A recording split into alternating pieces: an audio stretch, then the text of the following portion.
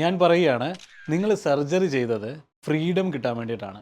സർജറിക്ക് മുമ്പുള്ള സ്റ്റേജിലേക്ക് തിരിച്ചു പോകാനും അതുപോലെ തന്നെ എല്ലാ ആക്ടിവിറ്റീസും നിങ്ങൾക്ക് ഇഷ്ടമുള്ള രീതിയിൽ ചെയ്യാൻ വേണ്ടിയിട്ടാണ് നിങ്ങളൊരു സർജിക്കൽ ടെക്നിക്കിന് വേണ്ടി സമ്മതം മൂളിയത്. പക്ഷേ യാഥാർത്ഥ്യം എന്താണെന്ന് വെച്ച് കഴിഞ്ഞാൽ ലിമിറ്റേഷൻസിൽ ജീവിക്കുക. ഇതാണ് നിങ്ങൾക്ക് ഇപ്പോൾ സംഭവിച്ചുകൊണ്ടിരിക്കുന്നത്. ഇതിനൊരു കാരണമുണ്ട്. എന്താണെന്ന് വെച്ച് കഴിഞ്ഞാൽ ഒരു സർജറി കഴിഞ്ഞിട്ട് ഇനീഷ്യൽ ഫേസ് വളരെ ഇമ്പോർട്ടൻ്റ് ആണ്.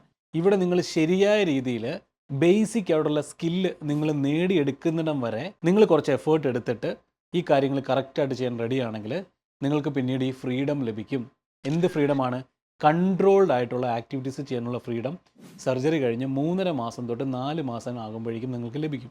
ഇനി അങ്ങോട്ട് കുറച്ച് നാളത്തേക്ക് കൺട്രോൾഡ് ആയിട്ടുള്ള ഈ ഫ്രീഡവും അതിനുശേഷം ഒരു കൺട്രോളും ഇല്ലാതെ ഏത് ആക്ടിവിറ്റി വേണമെങ്കിലും ചെയ്യാനുള്ള ഫ്രീഡവും ലഭിക്കും.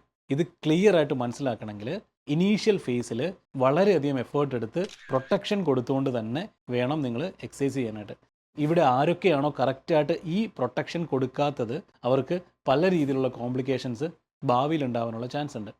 അപ്പോൾ കറക്റ്റായിട്ട് കുറച്ച് ടൈം എടുത്തിട്ടായാലും എഫേർട്ട് എടുത്തിട്ടായാലും ഈ കാര്യം നിങ്ങൾ ചെയ്യാൻ റെഡിയാണെങ്കിൽ റിക്കവറി നിങ്ങൾക്ക് മാത്രം അവകാശപ്പെട്ട ഒന്നായിട്ട് മാറും. ഈ റിക്കവറി നിങ്ങൾക്ക് നേടിത്തരുമ്പോഴാണ് ഞങ്ങൾ കൂടുതൽ സക്സസ്സിലേക്ക് വളരുക. അപ്പോൾ അതുകൊണ്ട് തന്നെ ഈ യാത്രയിൽ ഞങ്ങളോടൊപ്പം കൂടുക നിങ്ങളുടെ ഓരോരുത്തരുടെയും റെസ്പോൺസിബിലിറ്റി കൂടിയാണ്.